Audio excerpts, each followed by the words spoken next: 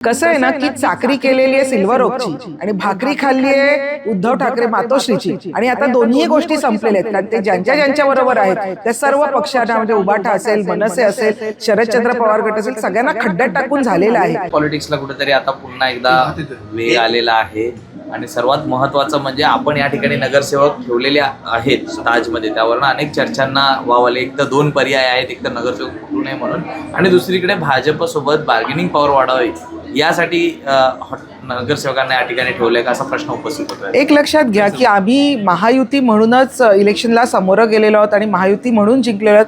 आम्हाला जे मॅन्डेट मिळालेलं आहे ते महायुती म्हणून मिळालेलं आहे. त्याच्यामुळे पाठीत खंजीर खुपसायची आमची भूमिका नाही आहे. आम्ही महायुती म्हणूनच राज्यावर मुंबई महानगरपालिकेवर येणार आहोत.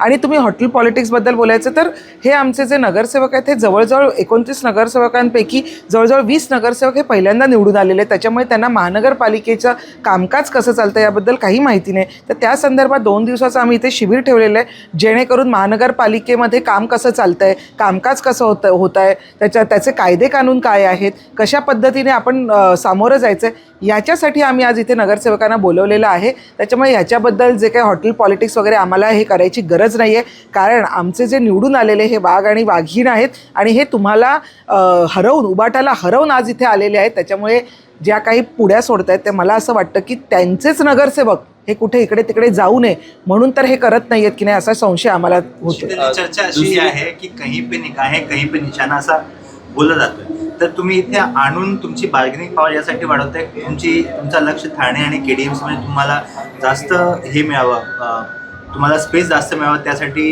या प्रकारच्या तुम्ही BMC मध्ये दबाव. एक लक्षात घ्या की महायुती ही माननीय हिंदुहृदय सम्राट बाळासाहेब ठाकरे यांनी केलेली ही नैसर्गिक महायुती आहे.